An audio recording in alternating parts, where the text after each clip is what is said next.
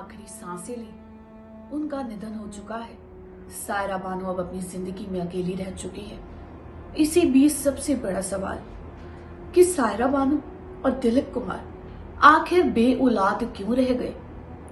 जी हाँ, इसके पीछे भी बहुत ही दर्दनाक कहानी है जो आज हम आपको बताने वाले हैं। क्या सायरा बानो सच में अकेली रह गई? क्या उनको देखने वाला कोई भी नहीं है? स्वागत है आपका हमारे चैनल नेक्स्ट 9 न्यूज में। आज पूरा बॉलीवुड बहुत ज्यादा सदमे में है। आज मैं आपके साथ साधिका कौर बताने वाली हूँ दिलीप साहब और सायरा बानो की जिंदगी से जुड़ा एक राज जिसे शायद कोई ना जानता हो। हर किसी ने उंगलियां उठाई कि कभी भी सायरा बानो मां नहीं बन सकती या दिलीप साहब में ही कोई कमी थी। लेकिन इसके पीछे क्या सच्चाई थी? आखिर अब दिलीप के जाने के बाद सायरा का ध्यान कौन रखेगा? देखिए हमारी खास रिपोर्ट। क्यों नहीं थी दिलीप साहब और सायरा बानो की कोई संतान? क्यों ताउम्र बेऔलाद रहे दिलीप कुमार? चलिए बताते हैं कि आखिर दिलीप साहब से जुड़ी बात हमें क्या सिखाती है। बॉलीवुड के दिग्गज एक्टर दिलीप कुमार ने 7 जुलाई 2021 को मुंबई के हिंदुजा हॉस्पिटल में आखिरी सांस ली। अभिनेता के करीबी मित्र फैजल फारूकी ने इस बारे में ट्विटर पर जानकारी दी। एक और जहां दुनिया भर से लोग दिलीप साहब को श्रद्धांजलि दे रहे हैं, तो वहीं उनके संग हमेशा परछाई की तरह साथ रहने वाली उनकी पत्नी सायरा बानो के लिए इस दुख से उभर पाना आसान नहीं होगा। जैसा कि लता मंगेशकर ने एक इंटरव्यू में कहा था कि सायरा जी की हर सांस यूसुफ साहब के लिए होती है, यानी कि सायरा और दिलीप एक ही हैं। सायरा की सारी सांसें दिलीप साहब के लिए ही हैं। मैंने अपनी पूरी जिंदगी में कभी भी उनकी जैसी समर्पित पत्नी नहीं देखी। ऐसे में शायद कल्पना भी नहीं की जा सकती कि दिलीप कुमार के जाने के बाद दिग्गज अदाकारा किस पीड़ा से गुजर रही होंगी। वहीं सायरा बानो और दिलीप कुमार का रिश्ता ऐसा था जो हमेशा दूसरों के लिए प्रेरणा बना रहा। जिंदगी में कितने ही उतार चढ़ाव इस जोड़े ने देखे, लेकिन कुछ भी उन्हें एक दूसरे से जुदा नहीं कर सका। इस आइडल कपल से जुड़ी ऐसी कई बातें हैं जिनसे दूसरे जोड़े भी सीख सकते हैं कि असल मायने में प्यार करना और साथ निभाना क्या होता है। बता दें, करियर में टॉप पर होने पर भी अपने से 22 साल बड़े एक्टर दिलीप साहब से सायरा बानो ने शादी की। शादी के बंधन में बंधने वाली सायरा बानो को फिल्मी दुनिया छोड़ने का कोई मिलाल नहीं था। अपने प्यार के लिए उन्होंने फिल्मी दुनिया भी छोड़ी, बल्कि उस समय सायरा बानो टॉप की अभिनेत्री थी। उनको हर कोई डायरेक्टर अपनी फिल्मों में लेना चाहता था। उन्होंने कई हिट फिल्में दी, लेकिन अपने प्यार को पाने के लिए उन्होंने अपनी फिल्मों को अलविदा कहा। उन्हें कोई मलाल नहीं था कि वो टॉप की एक्ट्रेस थी। उनको बस दिलीप साहब से शादी करनी थी, क्योंकि दिलीप साहब उनके बचपन का प्यार थे। वहीं एक्ट्रेस ने खुद एक इंटरव्यू में ये बात को शेयर किया था कि उन्होंने किसी के दबाव में नहीं, बल्कि अपनी इच्छा से फिल्मों को छोड़ना चुना था, क्योंकि वो अपना पूरा ध्यान दिलीप कुमार पर लगाना और उनका ख्याल रखना चाहती थी। एक और जहां आज के जमाने में भी शादी के बाद नौकरी छोड़ने वाली महिलाओं को जज किया जाता है और तरह तरह की बातें की जाती हैं, ऐसे दौर में सायरा बानो प्रेरणा बनकर सामने आती हैं।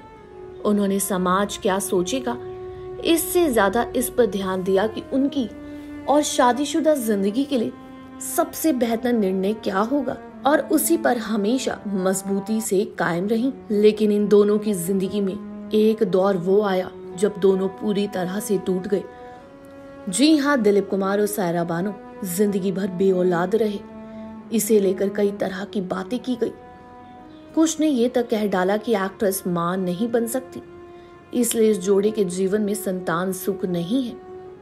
वहीं आपको बता दें, जीवनी Dilip Kumar the substance and the shadow, इसमें इसका पूरा सच सामने आया है। दिलीप ने इसमें खुद ये बात को शेयर किया कि असल में 1972 में सायरा मां बनने वाली थी। वो गर्भवती थी, लेकिन 8वें महीने में उनका ब्लड प्रेशर हाई हो गया और डॉक्टर बच्चे को नहीं बचा सके। इस घटना को कपल ने भगवान की इच्छा माना और संतान के बारे में फिर सोचा ही नहीं। वहीं दुनिया में ऐसे ना जाने कितने जोड़े हैं जिनकी राहें इसलिए अलग हो गई क्योंकि उन्हें औलाद का सुख नहीं मिला।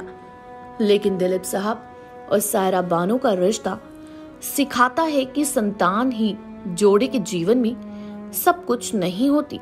जब पति पत्नी जीवन भर एक दूसरे का साथ निभाने और प्यार करने का वादा करते हैं तो इस तरह से दुख का भी वो मिलकर सामना कर लेते हैं और इससे उबर अपने रिश्ते को मजबूत बनाते हैं। अपने बच्चे को खोने के बाद सायरा बानो और दिलीप कुमार टूटे जरूर, लेकिन इसने उनके प्यार को नहीं तोड़ा, उल्टा दोनों का एक दूसरे के लिए संपर्क और बढ़ गया। वहीं एक इंटरव्यू में जब सायरा से पूछा गया कि क्या उन्हें परिवार में बच्चे नहीं होने का मलाल नहीं, तो इस पर अदाकारा ने जवाब दिया कि हमारी शादी मेरे लिए जिंदगी में सबसे ज्यादा अहमियत रखती है। मुझे बच्चे की कमी महसूस नहीं होती क्योंकि दिलीप साहब खुद दिल से बच्चे जैसे हैं। मैं उनका ध्यान रखती हूँ। ये दिलीप कुमार का प्यार और सपोर्ट ही था जो सायरा को अपने बच्चे को 8वें महीने में खो देने का दुख से उबर पाया। इनके रिश्ते से जुड़ी ये बात सिखाती है कि जब कपल उन पर इतनी सारे दुखों का पहाड़ टूट जाए तब उनका एक दूसरे के साथ मजबूती से खड़े रहना और इमोशनल सपोर्ट देना कितना अहम होता है। इस कठिन समय को अगर वो मिलकर पार कर लें तो शादीशुदा जीवन में आगे सिर्फ खुशियां ही खुशियां मिलती हैं। वहीं इस दिग्गज जोड़े की जिंदगी में भले ही खुद की संतान नहीं थी, लेकिन उन्होंने अपने प्यार को पूरे परिवार के दूसरे बच्चों पर जमकर लौटाया, जो सिखाता है कि बुरे से बुरे समय में जिंदगी में खुशी तलाशी जा सकती है। वहीं एक इंटरव्यू में दिलीप कुमार ने कहा था, मुझे बच्चे बहुत पसंद है, लेकिन इस बारे में सोचने का समय कहाँ है। मेरे और सायरा के परिवार में करीब 30 बच्चे हैं और वो मुझे अपनी शरारतों के कारण पूरे समय बिजी रखते हैं। वो इतनी ऊर्जा से भरे हुए हैं कि मैं उन्हें संभालते संभालते थक जाता हूँ। वहीं दिलीप साहब ने कहा कि उनको इस चीज का कोई गम नहीं है कि उनकी कोई औलाद नहीं है। मैं अपने परिवार के बच्चों के साथ बहुत खुश हूँ।